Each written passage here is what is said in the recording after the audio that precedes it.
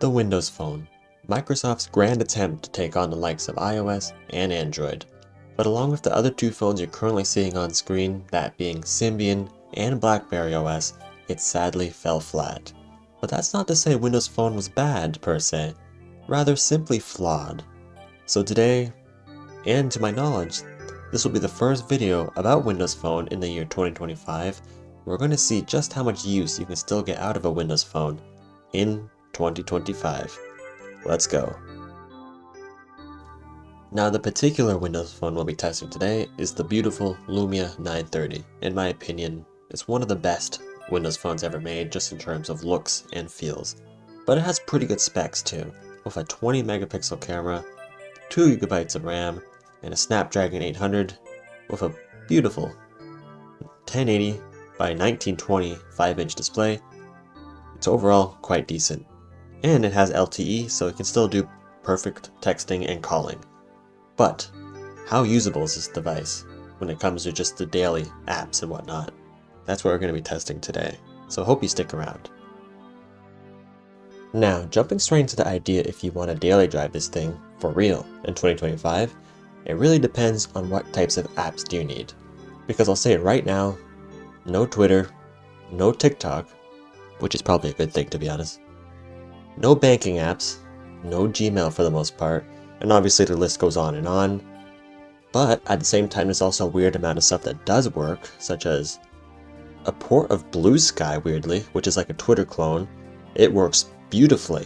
Everything, like videos work, posting works. Credit to the people who made Blue Sky, I'll link it below. The port is called Unisky. Pinterest, there's a copy of Pinterest that works surprisingly well.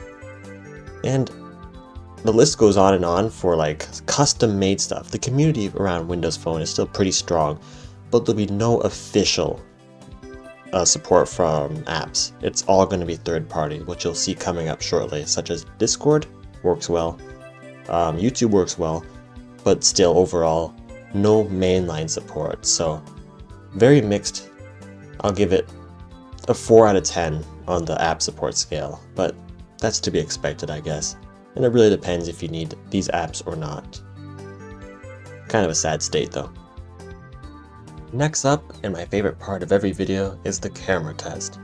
And these Lumias were actually very well known for their cameras.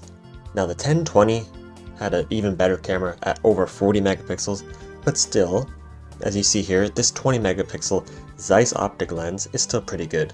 And I'll let you be the judge of it. Enjoy some photos from this camera.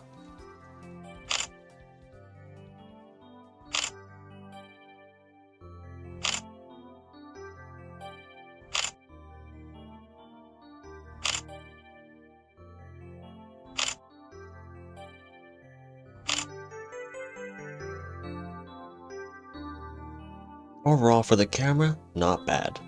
Now, next up, we have Discord.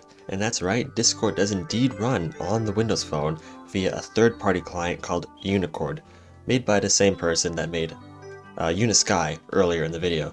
Links into the description if you want to check it out. But overall, what Unicord basically is a really impressive client that works on like Windows, like actual Windows, and as well as Windows Phone. It's fully featured for the most part. I don't think calling works, but still, it lets you keep in touch with your friends. You can play videos people send. GIFs also go through. It has folders even for chats. It just basically kind of just looks like a reskinned version of mobile Discord. It's really impressive. And will you get banned for using it because it's a third-party client? Don't know. That's why I always recommend to use alts when you use third-party clients. But overall, it's very impressive. And if you want to check it out, as I mentioned earlier, check the description. 10 out of 10. Now, in its stricken state of app support, Windows Phone doesn't really have the best reliable way of watching YouTube videos. You can technically use the Microsoft Edge browser, although that's really kind of slow at this point. So I would recommend the one app that I found that works the best, and that is MangoTube. MangoTube, which can be found on the Windows Phone subreddit, is literally just what it sounds like. It has an interesting name, but it works pretty well. It's a YouTube client, and it just literally lets you watch videos. It has a pretty cool UI as well, as it matches that Windows 8 / Windows Phone 7 style of Metro UI, so it matches the theme of Windows Phone pretty well and wraps it in a nice, usable package to watch videos on. It's a little buggy, the search thing is a little broken, but it's in early development, so overall, I can't really fault it super hard because it's in beta or alpha or whatever. Overall, pretty good. I'd give it a 8 out of 10, maybe 7 out of 10. You know I had to do it. Gaming. Now, gaming on the Windows Phone platform in 2025 it's completely dead. That's probably to be expected. But there's a couple gems here and there that you can find, although it is pretty hard to find these game files these days. That's why I'm only going to review like 2 games here, because, once again, not really ever was a gaming platform. And even if there were some really big 3D games back then, I can't find them probably. Now, the biggest games I could find, Minecraft, surprisingly, was actually supported for a really long time. Minecraft was supported all the way up to the Nether update, although I am just using the Aquatic update right now. And performance is, it's a little jerky honestly, but I assume if you have a more powerful Windows Phone, you'll be able to run it even better. But even with that being said, it's not horrible, and you can still get by. I just mainly walked around, I didn't really do much on Minecraft, but it's still pretty cool to see kinda updated Minecraft. I know it's not really that updated, it's Aquatic update, but still, Minecraft on the Windows Phone. It's pretty cool. Next, I found Geometry Dash. Literally 2 games I found. I probably should have looked even harder, but once again, it's not really a gaming platform. But, if you know where to look, you can probably find some gems here and there. Geometry Dash was pretty fun, although I think the main gem here was finding Minecraft, because a lot of people want these copies of Minecraft, weirdly, on these phones, so I think it was pretty cool that I found it. Overall though, I'm not going to talk about gaming too much because not really the platform for it in my opinion.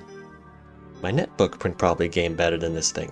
Overall, I don't know, 4 out of 10. And for the last test of usability, we're going to be testing the browser last. And I'm saving this for last because it was honestly just really bad, to be honest.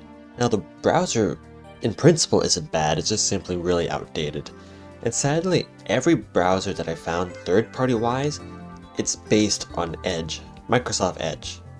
So yeah, Apple's website, as you can see, is very broken. Discord's website, just another random test I wanted to do, very broken. Only sites that really worked were some older designed ones, like I brought up a GPU test site. It worked okay. And weirdly, the HTML test doesn't look too horrible, as you saw at the beginning. It's like 460 something points. But yeah, as you can see by how it's rendering most sites, the modern web is not pleasant to this thing, or any browser you can find. Maybe someday in the future, a community member will step up and make a third-party browser, like how they made it for Discord, but until that day, you ain't browsing the web. At least not very comfortably, so I'm gonna give this like a 2 out of 10. It's just not good. Now as we move on towards the end of the video, here's my conclusion. Windows Phone was a beautiful attempt in my opinion. It was elegant, had a beautiful user interface, especially with that tiled home design. Versus Android and iOS, I think it beat it very easily. It was a beautiful looking OS that was sadly just hindered by the app support. Even back in its peak, it had decent app support back in its peak in 2014 and 2015, but still, versus iOS and Android, it just wasn't always 100% app support. And that's what eventually led Windows Phone to slip and slip until it eventually lost full support in 2017. And it's just a shame. I think it was also a little bit of Microsoft's mishandling of the platform, but, you know, it is what it is, sadly. And where does that stand for today?